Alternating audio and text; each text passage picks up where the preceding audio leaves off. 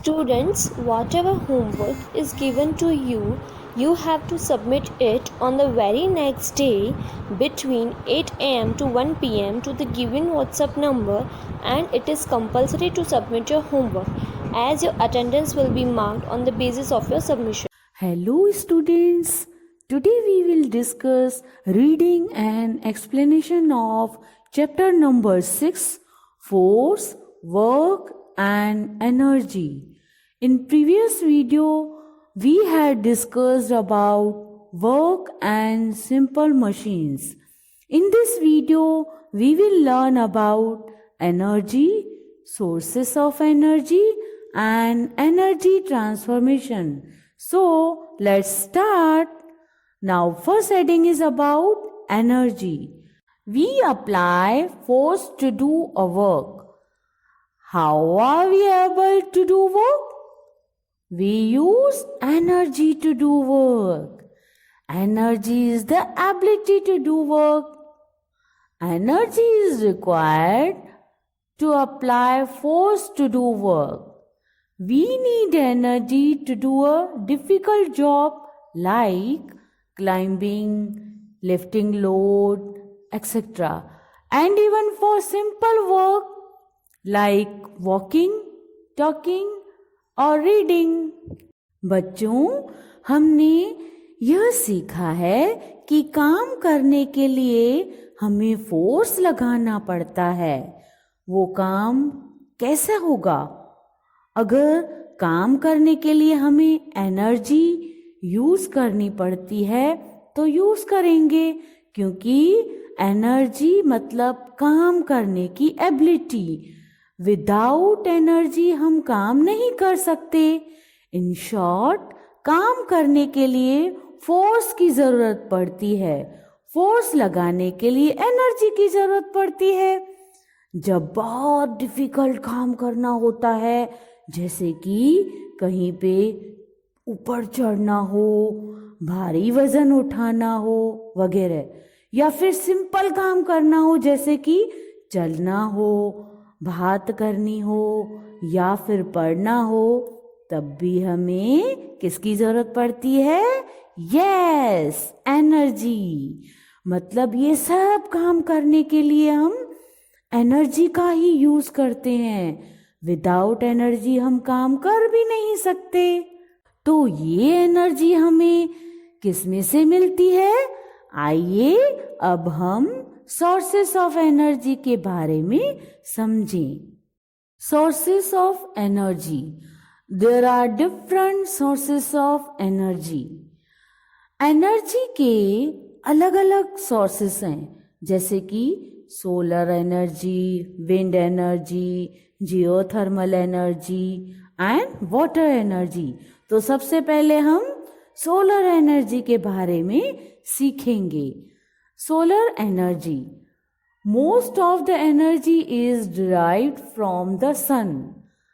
There would be no life on the earth without the sun, which provides energy needed for the growth of plants and the existence of all animal life. The energy given by the sun is called solar energy. Solar energy मतलब सौर ऊर्जा. ज़्यादातर हमें energy सन में से मिलती है. सन के सिवाय अर्थ पे लाइफ ही पॉसिबल नहीं है. प्लांट्स की ग्रोथ के लिए और सभी एनिमल्स के लिए भी सन ही जो है वो एनर्जी देते हैं. मतलब सन से जो एनर्जी मिलती है उसको ही सोलर एनर्जी बोलते हैं. Do you know the largest solar power plant in the world is found in the मोजावे डेजर्ट, यूएसए. क्या बच्चों, आप जानते हो कि दुनिया में सबसे बड़ा सोलर पावर प्लांट कहाँ पे है? यस, यूएसए में मोजावे डेजर्ट में है. Now, wind energy means Vayu Urja. The energy obtained from wind power is called wind energy. We use wind energy in many ways, such as sailing boats, moving the blades of a windmill. The use of windmills for the agriculture and generation of electricity is well known. बच्चों, wind power से जो energy मिलती है उसको wind energy बोलते हैं। हम wind energy का उपयोग बहुत सारे तरीकों में करते हैं, जैसे कि बोट को चलाने के लिए, और दूसरा विंड मिल में फैंस होते हैं, उन फैंस के जो ब्लेड्स होते हैं उनको हम फैंस के पंख भी बोलते हैं। उन ब्लेड्स को चलाने के लिए भी विंड एनर्जी का यूज़ होता है। ये तो हम जानते हैं कि खेती करने में और इलेक्ट्रिसिटी मतलब बिजली के जनरेट करने में भी हम विंड मिल का उपयोग करते हैं। Now next energy is about geothermal energy. Geothermal is a Greek word which means geo means earth and therm means heat. Thus, geothermal energy is heat from within the earth. We can use this heat as steam or hot water and use it to generate electricity. बच्चों, geothermal energy मतलब क्या है, आइए अब हम जाने। इसको हिंदी में भूतापीय ऊर्जा भी बोलते हैं। जियोथर्मल ये एक ग्रीक वर्ड है। जियो का मतलब है पृथ्वी और थर्म का मतलब है गर्मी। इस तरह जियोथर्मल एनर्जी मतलब जो गर्मी पृथ्वी के नीचे मतलब पृथ्वी के अंदर से प्राप्त हो उसको ही जियोथर्मल एनर्जी बोलते हैं। मालूम है बच्चों, इस हीट का उपयोग मतलब गर्मी का उपयोग हम किसमें कर सकते हैं? यस, इसका उपयोग हम एज अ स्टीम या पानी को गर्म करने में और बिजली जनरेट करने में भी कर सकते हैं। Now last energy is about water energy means jal urja. Energy produced by flowing water is called hydel energy. This energy is used to produce electricity which is called hydroelectricity. ये जल ऊर्जा मतलब जो एनर्जी बहते हुए पानी से निकलती है उसको हाइडल एनर्जी बोलते हैं। इस एनर्जी से हमें बिजली प्राप्त होती है, उसको हाइड्रो इलेक्ट्रिसिटी भी बोलते हैं। Now next heading is about energy transformation. We use energy in different forms. One form of energy can be converted into another form. The process of changing energy from one form to another is called energy transformation. For example, trees use the solar energy and convert it into chemical energy. Please recall, plants use solar energy to prepare food, which is stored as chemical in parts of plants. बच्चों, energy transformation मतलब एक energy को दूसरी energy में convert करना। हम अलग अलग रूपों में ऊर्जा का उपयोग करते हैं। एक ऊर्जा को दूसरी ऊर्जा में भी चेंज किया जा सकता है। यस, इसी प्रोसेस को ही मतलब एक एनर्जी को दूसरे एनर्जी में रूप में मतलब चेंज किया जाए तो उसको ही एनर्जी ट्रांसफॉर्मेशन बोलते हैं। आइए इस बात को क्लियर करने के लिए मैं आपको एक एग्जाम्पल से समझाती हूँ। जैसे कि पेड़ पौधे जो होते हैं वो सोलर एनर्जी को यूज़ करते हैं, फिर उसको केमिकल एनर्जी में कन्वर्ट करते हैं। आइए बच्चों ये भी याद करें कि जैसे कि पेड़ पौधे सोलर एनर्जी का यूज़ खाना बनाने में करते हैं, जो प्लांट्स के सभी पार्ट्स में केमिकल की तरह जमा होती है। Do you know which energy gets converted when we switch on the fan, tube light, or bulb? Ring the doorbell? In case of fan, electrical energy gets converted into mechanical energy due to which the fan starts moving and gives air. In case of tube light or bulb, the electrical energy gets converted into light energy, and in case of doorbell, the electrical energy gets converted into sound energy. क्या बच्चों आपको मालूम है, जब भी हम fan, tubelight या bulb बंद करते हैं या फिर डोरबेल बजती है, तब कौन सी एनर्जी का कन्वर्ट होता है? अगर हम फैन का ही एग्जांपल लें, जब हम फैन स्टार्ट करते हैं तब इलेक्ट्रिकल एनर्जी मैकेनिकल एनर्जी में कन्वर्ट होती है।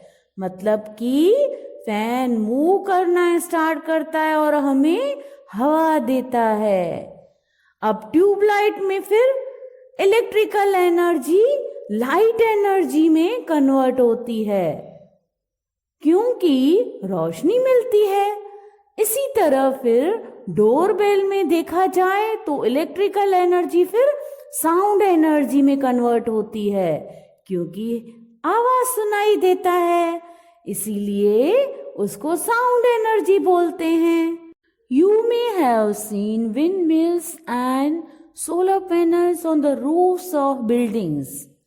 These are used to harness solar and wind energy and convert them into electrical energy. You may think of few other examples where one form of energy is converted into another form. बच्चों, buildings की छत के ऊपर wind mills और solar panels आपको दिखे हुए मिलेंगे। वे इसलिए होते हैं क्योंकि वे सोलर एनर्जी और विंड एनर्जी को इलेक्ट्रिकल एनर्जी में कन्वर्ट करते हैं। आप इसी तरह और बहुत सारे एग्जाम्पल्स सोच के या अपने मॉम डैड से डिस्कस करके समझने की कोशिश करना कि कैसे एक एनर्जी कौन सी दूसरी एनर्जी में कन्वर्ट होती है, तो वो आप ट्राई करना। तो बच्चों, आशा है कि इस वीडियो के थ्रू आपको अच्छे से क्लियर हो गया होगा कि एनर्जी क्या है, एनर्जी के सोर्सेस कौन से हैं और एक एनर्जी को दूसरी एनर्जी में कैसे ट्रांसफर किया जा सकता है या कैसे होती है, ये आपको अच्छे से क्लियर हो गया होगा। Let's revise. Force is the push and pull to make something move. Muscular force is force applied by using the muscles of the body. Frictional force is force created whenever two surfaces move or try to move across each other. Gravitational force is the force which draws every object towards the earth. Work is applying force to push or pull an object to move a certain distance. Any object that makes our work easy is called a simple machine. Energy is the ability to do work. The process of changing energy from one form to another is called energy transformation. Now, test your knowledge. Write T for true and F for false. बच्चों, यहाँ पे आपको true के लिए short में T और false के लिए शॉर्ट में F लिखना है। Number 1, a pulley is used in a flagpole. झंडे के पोल में स्पिनिंग व्हील होता है। यस, हमने लेसन में भी एक्सप्लेन किया था कि फ्लैग पोल में पुली यूज होती है। This statement is true, so Here we will write T for true statement. Number 2. A screw is a kind of lever. Screw lever का किस्म है?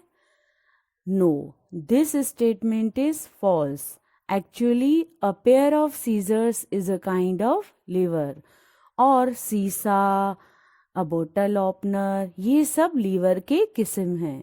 So, here we will write F for false statement. Number 3. Plants need energy from water for their growth. Plants अपनी growth के लिए पानी में से energy लेते हैं? This statement is wrong.